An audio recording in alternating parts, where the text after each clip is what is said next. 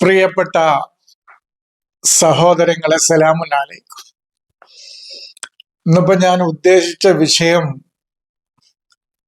സ്ത്രീകളെ തല്ലുകയോ എന്നുള്ള വിഷയമാണ്. അതിനു വേണ്ടിയിട്ടുള്ള ടൈറ്റിലൊക്കെയാണ് എഴുതി ഉണ്ടാക്കി വെച്ചത്. അതൊരു സഹോദരൻ ചോദിച്ചിരുന്നു, പക്ഷെ ഞാൻ ആ വിഷയം എവിടെയോ സൂചിപ്പിച്ചിട്ടുണ്ട് നമ്മുടെ ചാനലിൽ തന്നെ. വിശദമായി നമ്മുടെ വാട്സാപ്പ് ഗ്രൂപ്പിൽ ആ ആയത്തൊക്കെ നമ്മൾ വിശദീകരിച്ച് പോയതാണ്. പക്ഷെ ചാനലുമായി ബന്ധപ്പെട്ട ക്ലാസ്സുകളിൽ എവിടെയോ ഒന്ന് സൂചിപ്പിച്ചിട്ടുണ്ട് ഞാൻ. അതിന്റെ വിശദമായ ഒരു വിവരണം തന്നെ നൽകാനാണ് ഇന്ന് ഞാൻ ഉദ്ദേശിച്ചിരുന്നത്. അതിനുവേണ്ടി ഉള്ള ടൈറ്റിലൊക്കെ ഉണ്ടാക്കി വെച്ചിട്ടുണ്ട്. അങ്ങനെ ഇരിക്കുമ്പോഴാണ് കഴിഞ്ഞ ക്ലാസ്സിൽ നമ്മൾ സൂറത്തു ഇൻഫിത്താറാണ് വിശദീകരിച്ചത്. സൂറത്തുൽ ഇൻഫിത്താർ. അവിടെ ഇൻഫത്തറ എന്ന് പറയുന്നത് ഒരു മനുഷ്യന്റെ സുമുവു മൈരിഫത്ത്, അവന്റെ വൈജ്ഞാനികമായ തലം അതിന്റെ ആദ്യ അവസ്ഥയിലേക്ക് പോവുകയാണ്. ശുദ്ധമായ, നഖിയായ, സാഫിയായ, തെളിഞ്ഞ, വളരെ ശുദ്ധമായ ആ അവസ്ഥയിലേക്ക് ആ ചിന്ത, ഉന്നതമായ മനുഷ്യന്റെ ചിന്തകള്, അവന്റെ വിജ്ഞാനത്തിന്റെ ഉന്നതമായ തലം അവിടേക്ക് പോവുകയാണ് ചെയ്യുന്നത്. അതായത് നമ്മളെ മുൻപത്തെ പ്രോഗ്രാമുകളൊന്നും തന്നെ ആ അവസ്ഥയിലേക്ക് പോയാൽ പിന്നെ നമ്മൾ ചുമന്നു നടക്കൂല.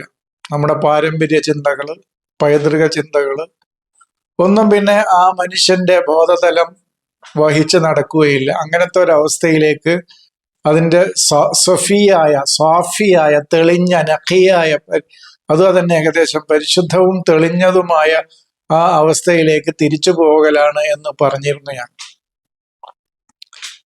അങ്ങനെ വന്നപ്പോഴാണ് ഒരു സഹോദരൻ ഏകദേശം ഒരു അരമണിക്കൂർ മുമ്പ്, ഈ ക്ലാസ് എടുക്കുന്നതിന്റെ ഒരു അരമണിക്കൂർ മുമ്പ്, ഇൻഫത്തറ എന്ന് പറഞ്ഞ സ്പ്ലിറ്റ്, പൊട്ടിപ്പിളരുക എന്ന, ഒരു പിളർപ്പുണ്ടാവുക എന്നുള്ള അർത്ഥം തന്നെ മുസ്ഹഫിൽ വന്നിട്ടുണ്ടല്ലോ മാഷെ എന്ന് പറഞ്ഞിട്ട് എനിക്ക് ഒരു സംശയം വിടുകയുണ്ടായി. ഒരായത്ത്, അല്ലദീ ഖലഖ സബ്അ സമാവാതിൻ തിബാഖൻ മാ തറാ ഫീ ഖൽഖിർ റഹ്മാനി മിൻ തഫാവുത്തിൻ ഫർജിൽ ബസറ ഹൽ തറാ മിൻ ഫുതൂർ. അവിടെ ആകാശത്തിലേക്ക്, അള്ളാഹുവിന്റെ സൃഷ്ടിപ്പിലേക്ക്, ആ സബ്അ സമാവാത്തിലേക്ക്, അവിടെ അത് അള്ളാഹു റഹ്മാന്റെ സൃഷ്ടിപ്പാണ്, അതിലൊരു ന്യൂനത ഉണ്ടാവില്ല.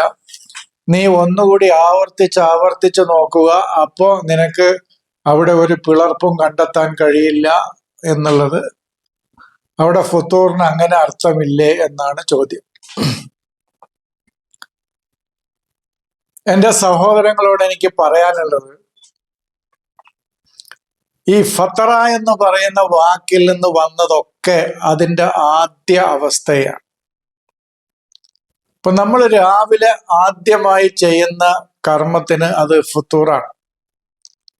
ആദ്യമായി കഴിക്കുന്ന ഭക്ഷണം അത് ഫുത്തൂറാണ്. ഭാഷ അറിയുന്ന ആളുകളോട് ചോദിച്ചാൽ മതി, ഫുത്തൂർ എന്ന് പറഞ്ഞാൽ പ്രാതലല്ലേ എന്ന് ചോദിച്ചാൽ മതി. അവ്വല് വജുബത്ത്, ആദ്യത്തെ വജുബത്ത്, ഫുഡ്. ആദ്യത്തെ ഒരു മനുഷ്യന്റെ രാവിലെ എണീറ്റാൽ ആദ്യത്തെ ഫുഡ്, അവ്വല് വജുബത്ത് ഫുത്തൂറാണ്. അതിന് ഫുത്തൂർ എന്നാ പറയാം. ഫുത്തൂർ, വദാ, ഇഷ, അഷാ, ഇങ്ങനെയൊക്കെയാണ് ഭക്ഷണത്തിന്റെ ടൈമിനനുസരിച്ച് ആ ഭക്ഷണത്തിന് പറയുന്ന പേര്. ഇനി ഇപ്പൊ അവല് ഷറാബ്, അത് ഫുത്തൂറാണ്. അവല് വിലാദത്ത്, അത് ഫുത്തൂറാണ്. ഇപ്പൊ വൈകുന്നേരം വരെ നോമ്പ് നോറ്റിട്ട്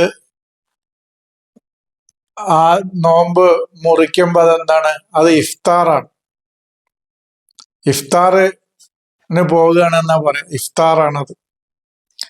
അപ്പൊ ഏതൊന്നിന്റെയും ആദ്യ അവസ്ഥയാണ് ഫുത്തൂർ, ഇഫ്താർ, ഫിത്രത്ത് എന്നൊക്കെ പറയുന്നത് എന്ന് എൻ്റെ സഹോദരങ്ങൾ ആദ്യമായിട്ട് മനസ്സിലാക്കുക.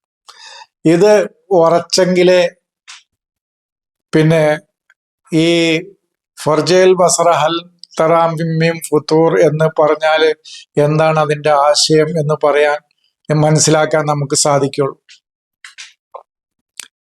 ഇത് മനസ്സിലായോ? ഏതൊന്നിന്റെയും അവ്വല് വജബത്തായാല്, അവ്വല് വിലാദത്തായാല്, അവ്വല് തഫ്ഈല്, അവ്വൽ ആദ്യത്തെ പ്രവർത്തനങ്ങളാണെങ്കിൽ, അവ്വല് ഷറാബാണെങ്കിൽ ഒക്കെ അത് ഫുത്തൂറാണ്. ഞാൻ പറഞ്ഞു, നോമ്പ് നോറ്റ് വൈകുന്നേരം വരെ ഭക്ഷണങ്ങളൊക്കെ ഒഴിവാക്കി ആദ്യമായിട്ട് ഒരു ഭക്ഷണം കഴിക്കുന്നതിനെ ഇഫ്താർ എന്നാണ് പറയാ. അതൊക്കെ പ്രസിദ്ധമായ, നമ്മുടെ സമൂഹത്തിൽ തന്നെ പ്രസിദ്ധമായ വാക്കാണ്. അതാണ് ഇഫ്താർ. ഇനി നമ്മൾ ഈ സംശയത്തിലേക്ക് വരാം. റഹ്മാന്റെ ഹൽക്ക് ആണ്. റഹ്മാന്റെ ഫിത്രത്തില്ല, റബ്ബിന്റെ ഫിത്രത്തില്ല, പിന്നെ ഫിത്രത്തുല്ലാഹി മാത്രമേ ഉള്ളൂ. അതൊക്കെ നമ്മളിപ്പോ, എന്നോട് ചില സഹോദരങ്ങൾ കമന്റിൽ ആവശ്യപ്പെട്ടത് ചെറിയ ചെറിയ അധ്യായങ്ങൾ ഒരു 5 മിനിറ്റ് 10 മിനിറ്റിൽ പറഞ്ഞ അങ്ങനത്തെ ക്ലാസ്സുകൾ പറഞ്ഞാൽ മതി എന്ന്. ഇപ്പൊ ഞാന് ഒരു വലിയ കാര്യം പറയല്ല. ഈ ഫത്തറ ഇൻഫിത്താർ എന്ന് ഖുർആനിൽ ഉപയോഗിച്ച ഈ വന്ന ഇടങ്ങളിലൂടെയൊക്കെ പോയിക്കൊണ്ട് ഇപ്പൊ ഇതസമാവും ഫത്തറത്ത് എന്ന് വിശദീകരിക്കണമെങ്കിൽ ഒരു 10 ക്ലാസ് എങ്കിലും എടുക്കേണ്ടി വരും.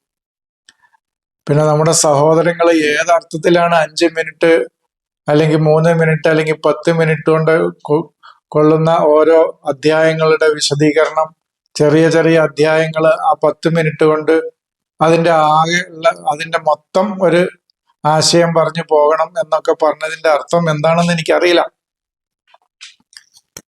അപ്പോ അല്ലത് ഹലക്ക സബഅ സമാവാത്തിൻ തിബാഖൻ, അറിവിന്റെ മേഖലകൾ ഓരോന്നും പടിപടിയായിക്കൊണ്ടാണ് അവൻ സൃഷ്ടിച്ചു വരുന്നത്. അല്ലാതെ ആകാശം വരെ പടിപടിയായിട്ട് ഉണ്ടാക്കി വെച്ചിട്ടല്ല. ഒരാകാശം, അതിന്റെ മുകളിൽ ഒരാകാശം, അതിന്റെ മുകളിൽ ഒരാകാശം, അങ്ങനെയല്ല. ലതർക്കബുന്ന തബക്കൻ അൻ തബക്ക് എന്ന് പറഞ്ഞല്ലോ. ലതർക്കബുന്ന തബക്കൻ അൻ തബക്ക് എന്ന് പറഞ്ഞ ആ തബക്കാണ് ഇവിടെയും തിബാക്ക്. അപ്പൊ അറിവിന്റെ ആകാശങ്ങളെ പടിപടിയായിട്ടാണ് അവന് ഉയർത്തിക്കൊണ്ടുവരുന്നത് എന്നർത്ഥം. അതിന്റെ സൃഷ്ടിപ്പ് നടത്തിക്കൊണ്ടിരിക്കുന്നത് എന്നർത്ഥം. അതാണല്ലോ തർക്കബുന്ന തബക്കൻ അൻ തബക്ക്.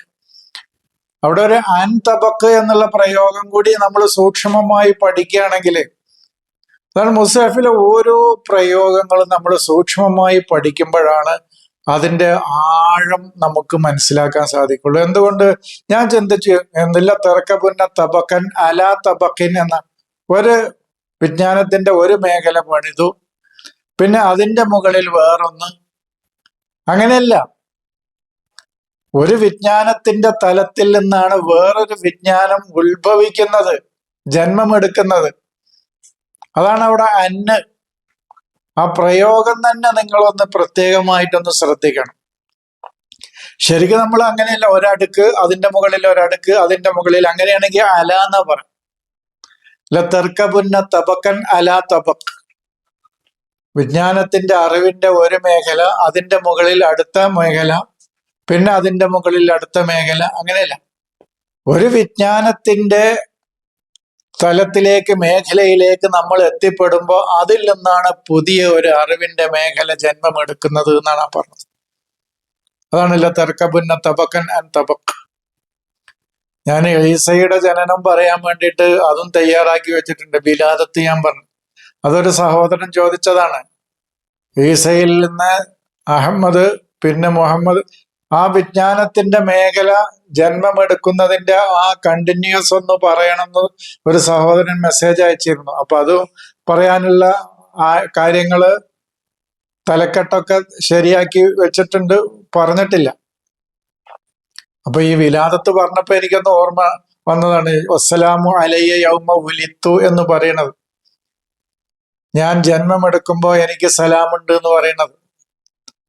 അപ്പൊ ഞാൻ പറഞ്ഞു വന്നത്, അല്ലത് ഹലക്ക സബഅ സമാവാത്തിൻ തിബാഖൻ എന്ന് പറയുന്നത് 7 ആകാശങ്ങളല്ല, അവിടുന്ന് വരണം. അപ്പോഴാണ് ഈ ഫുത്തൂർ മനസ്സിലാക്കാൻ സാധിക്കുള്ളൂ.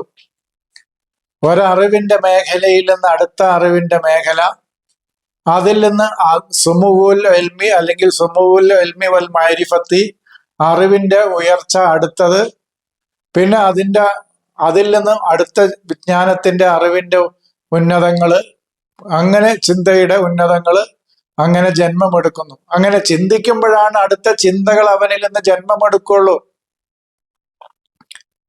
അപ്പോ ആ അവസ്ഥ ഇങ്ങനെ തുടർന്നു പോവുകയാണ്. അതാണ് അല്ലദീ ഖലഖ സബ്അ സമാവാത്തിൻ തിബാഖൻ എന്ന് പറയുന്നത്.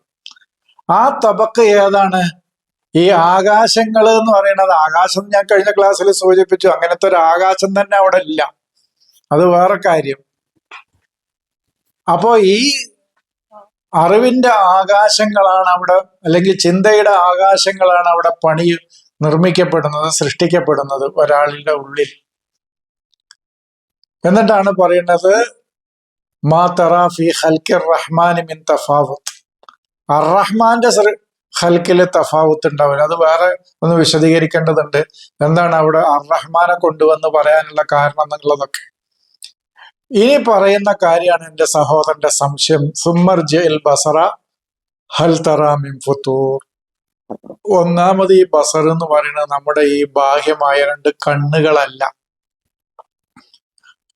പിന്നെ മറ്റൊരു കാര്യം, നമുക്ക് ആകാശത്തിലേക്ക് നോക്കിയാൽ അവിടെ പിളർവ്, ഈ കണ്ണുകൊണ്ട് ഒന്നും കൂടി ആവർത്തിച്ച് നോക്കിയാൽ നമുക്ക് അവിടെ പിളർപ്പുണ്ടെങ്കിലും കാണാൻ കഴിയില്ല. അങ്ങനെ ഒരു ആകാശം ഉണ്ടോ ഇല്ലേ എന്നുള്ളത് വേറെ കാര്യം. ഇനി ഉണ്ടെങ്കിൽ തന്നെ നമുക്ക് ഒരു ഫുതൂർ, അവിടെ ഒരു സ്പ്ലിറ്റ് കണ്ടെത്താൻ കഴിയില്ല. അത് ആ നിലക്ക് അവിടെ ഉണ്ടെങ്കിൽ അവിടേക്ക് പോയി അത് പരിശോധിച്ചാൽ തന്നെ മനസ്സിലാക്കണമെങ്കിൽ ഒരുപാട് പ്രയാസമുണ്ട്. അത് എല്ലാ പൊതുവായ എല്ലാ ആളുകൾക്കും സാധിക്കുന്നതല്ല. കോടാനുകോടികളിൽ ഒരാൾക്കെങ്കിലും പോയി കണ്ടെത്താൻ സാധിച്ചെങ്കിലായി. അങ്ങനെ ഉണ്ടെങ്കിൽ, അങ്ങനെ ഇരിക്കെ പൊതുവായി എല്ലാവരോടും ഒന്നുകൂടി ആവർത്തിച്ചു നോക്കൂ, അവിടെ വല്ല ഫുതൂർ സ്പ്ലിറ്റും കാണുന്നുണ്ടോ എന്ന് നോക്കിയിട്ട് അത് എല്ലാരോടും പറയാൻ പറ്റിയ കാര്യമല്ല. ഇതൊക്കെ നമ്മൾ ചിന്തിക്കണം. ഒരു വിഷയം പറയുമ്പോൾ അതിന്റെ പ്രായോഗികത എത്രമാത്രം ഉണ്ട് എല്ലാവർക്കും എന്നുള്ളതൊക്കെ ഈ ലോകത്തുള്ള എല്ലാ മനുഷ്യർക്കും ഈ സബ്അ സമാവാത്തിലേക്ക് പോയിട്ട് അവിടെ പോയി നോക്കിയിട്ട് ഈ സ്പ്ലിറ്റ് ഉണ്ടോ എന്ന് കണ്ടെത്താൻ പറ്റുമോ എന്നുള്ളതൊക്കെ എന്താണ് ഈ പറയുന്നത്?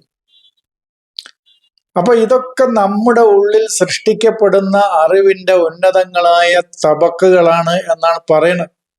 അങ്ങനെ പറയുമ്പോ നമ്മൾ ആഴത്തില് അതിനെ ഒരു ഹൽക്ക് പിന്നെ അതിന്റെ തെജസീദ്, ആ ചിന്തയുടെയും അറിവിന്റെയും രൂപം പൂണ്ടു കഴിഞ്ഞാൽ പിന്നീട് അതിന്റെ പ്രാരംഭ ദശ പിന്നീട് അവിടേക്ക് നമുക്ക് തിരിച്ചു പോകാൻ കഴിയില്ല. നമ്മുടെ ഉൾക്കാഴ്ചക്ക് പിന്നെ അത് കാണാൻ കഴിയില്ല. പിന്നെ അതിന്റെ അപ്പുറത്തേക്ക് പുതിയ അറിവിന്റെ മേഖലയെ നമുക്ക് കണ്ടെത്താൻ കഴിയുള്ളൂ. അതിന്റെ ഫുതൂർ പിന്നെ നമുക്ക് കാണാൻ കഴിയില്ല. അതിന്റെ ആസാറുകളൊക്കെ ചിലപ്പോൾ നമുക്ക് കണ്ടെത്താൻ കഴിഞ്ഞു എന്ന് വന്നേക്കാം.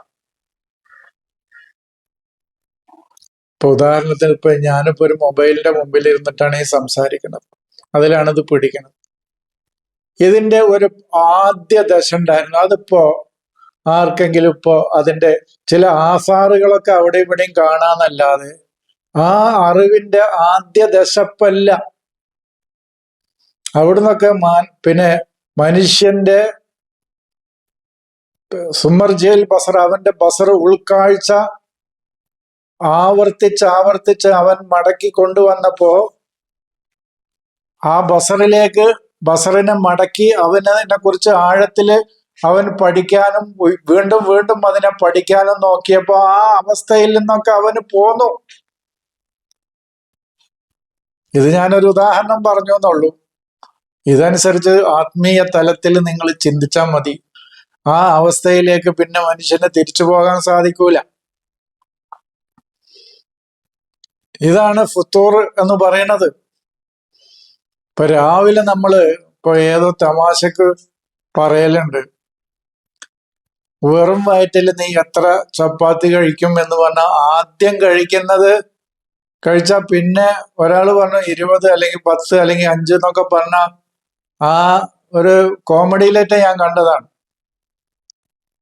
പക്ഷെ പിന്നെ ഒന്ന് കഴിച്ചാൽ പിന്നെ വെറും വയറല്ല എന്ന് പറയുന്നത് പോലെ ഫുത്തൂർ കഴിച്ചു കഴിഞ്ഞാൽ പിന്നീട് നമ്മുടെ പഠനവും ചിന്തയും ആഴങ്ങളിലേക്ക് മടക്കി കൊണ്ടുവരുമ്പോൾ പിന്നീട് ആ ഫുത്തൂറില് നമുക്ക് കണ്ടെത്താൻ കഴിയില്ല. അതിന്റെ റൂയത്തിൽ പിന്നെ നമുക്ക് നിൽക്കാൻ കഴിയില്ല. അതാണ് ഹൽത്തറ, നിന്റെ റൂയത്ത് മീൻ ഫുത്തൂറിലാണോ എന്നുള്ളത് ചോദിക്കുന്നത്. മനസ്സിലായിട്ടുണ്ടാവുമെന്ന് വിചാരിക്കുന്നു. അല്ലാതെ ആകാശത്തിന് സ്പ്ലിറ്റ് നീ കാണുന്നുണ്ടോ, അവിടെ വല്ല ഓട്ടയും വല്ല ആകാശം പൊട്ടിപ്പിളർന്നത് എവിടെയെങ്കിലും നീ കാണുന്നുണ്ടോ എന്നല്ല ചോദ്യമല്ല അവിടെ. അപ്പൊ ആത്മീയ രംഗത്ത് നമ്മള് പ്രാരംഭ ദശയിൽ ഉള്ള ആ അവസ്ഥയിൽ നിന്ന് നമ്മള് പടിപടിയായി നമ്മുടെ ഉൾക്കാഴ്ചയെ മടക്കിക്കൊണ്ടുവരികയും അതിന്റെ ഉയരങ്ങളിലേക്ക് പടിപടിയായി നമ്മൾ ഉയർന്നു വരികയും ചെയ്യുമ്പോൾ നിങ്ങൾക്ക് പിന്നെ നിങ്ങളുടെ ഉൾക്കാഴ്ചക്ക് പിന്നെ ആ ഫുത്തൂറിന്റെ റൂയത്ത് നിങ്ങളിൽ ഉണ്ടാവുകയില്ല എന്നാണ് ആ പറയുന്നത്. അവിടുന്ന് നിങ്ങളുടെ റൂയത്ത് ഒക്കെ ഉയർന്നു വന്നു കഴിഞ്ഞു. ഇപ്പൊ ഏകദേശം മനസ്സിലായിട്ടുണ്ടാവുന്ന വിചാരിക്കണു. അതാണ് അത് വസമാ ബനൈനാഹ ബി ഐദിൻ വ ഇന്നാ ലമൂസിഊൻ. ഇത് ഒരുപാട് പറയേണ്ട വിഷയമാണ്. എന്റെ കഴിവും സ്വാധീനവും ഉപയോഗിച്ച് ഞാൻ അറിവിന്റെ ആകാശങ്ങളെ ബുനിയാൻ പടുത്തുയർത്തിയിട്ടുണ്ട്, കെട്ടിപ്പടുത്തിട്ടുണ്ട്. വൈന്നാല മൂസിഊൻ, അതിന്റെ തതവ്വുറും അതിന്റെ തവസ്സുറും നടത്തിക്കൊണ്ടേയിരിക്കുകയാണ് ഞാൻ. നാം ഏതൊക്കെയാന്നുള്ളതൊക്കെ പിന്നെ വിശദീകരിക്കും. ആരാണ് ഈ നാം എന്ന് പറഞ്ഞാൽ? നാം അത് വികസിപ്പിച്ചുകൊണ്ടേയിരിക്കുകയാണ്. തതവ്വുർ നടത്തിക്കൊണ്ടിരിക്കുന്നു, അതിനെ പുരോഗതിയിലേക്ക് കൊണ്ടുവന്നിരിക്കുന്നു. തവസ്സുർ, അതിനെ ആ അറിവിന്റെ ആകാശങ്ങളെ വിശാലമാക്കിക്കൊണ്ടിരിക്കുന്നു ഞാൻ. അല്ലാതെ ആ ആകാശം വികസിച്ചുകൊണ്ടേയിരിക്കുന്നു എന്ന് പറഞ്ഞിട്ട് അതിന് ശാസ്ത്രീയമായ തെളിവ് കണ്ടെത്തി പോകുകയല്ല. അങ്ങനെയാണെങ്കിൽ ഈ ഗ്രന്ഥം വിശദീകരിച്ച ആദ്യ കാലഘട്ടത്തിലെ പ്രവാചകന് മനസ്സിലാകേണ്ടിയിരുന്നു അതാണ് ഈ ആയത്തിന്റെ അർത്ഥം എന്ന്. അല്ലെങ്കിൽ ആദ്യ കാലഘട്ടത്തിലെ പണ്ഡിതന്മാര് പറയേണ്ടിയിരുന്നു ആ ആകാശം വികസിക്കുകയാണ് എന്നാണ് ആ പറഞ്ഞതിന്റെ അർത്ഥം എന്ന്. റസൂൽ എവിടെ അങ്ങനെ വിശദീകരിച്ചിട്ടില്ല. റസൂലിന്റെ ഒരു വിശദീകരണം അങ്ങനെ ആകാശം വികസിച്ചു കൊണ്ടിരിക്കുക എന്നുള്ള അർത്ഥമല്ല. അതാണ് വസ്സമാ ബനൈനാഹ ബി ഐദിൻ വ ഇന്നാ ലമൂസിഊൻ എന്ന് പറയുന്നത്. ആകാശങ്ങളാണ് സത്യത്തിൽ അസ്സമാ എന്ന് പറയുന്നത്. അത് ഒരിക്കൽ ഞാൻ പറഞ്ഞപ്പോ എന്റെ ഏറ്റവും അടുത്ത് എന്റെ കൂടെ പഠിച്ച സമാ മുഫ്രദല്ലേ എന്ന് ചോദിച്ചു. അപ്പൊ ഞാൻ പറഞ്ഞു സുമസ്തവായില സമായി ഫസവാഹുന്ന എന്ന് പറയുന്നത് എന്താണെന്ന് വെച്ചു. സവാഹുന്ന എന്നല്ല പറഞ്ഞ, സവാഹ എന്നല്ലല്ലോ. അപ്പൊ കാര്യം മനസ്സിലായി എന്റെ ആ സുഹൃത്തിന്. അപ്പൊ ഇതാണ് നമ്മള് ആ അറിവിന്റെ ആകാശങ്ങളാണ് ദിനേന ഓരോ മിനിറ്റിലും ഓരോ സെക്കൻഡിലും ഓരോ ലഹളത്തിലും ഇതിങ്ങനെ തതവ്വുറും തവസ്സുറും അത് പുരോഗതിയിലേക്ക് കൊണ്ടുവരികയും അതിന്റെ വൃത്തം വികസിപ്പിച്ചു കൊണ്ടിരിക്കുകയും ചെയ്യാണ്. ജ്ഞാനത്തിന്റെ മേഖലയെ വികസിപ്പിച്ചുകൊണ്ടേയിരിക്കുന്നു. അത് ഞാനിനി പറയേണ്ട ആവശ്യമല്ല. എന്നേക്കാൾ ആ കാര്യം 1000 ഉദാഹരണങ്ങളിലൂടെ എൻ്റെ സഹോദരങ്ങൾക്ക് വിശദീകരിക്കാൻ കഴിയും. ഞാനിത് ഇവിടെ അവസാനിപ്പിക്കുകയാണ്. സലാം.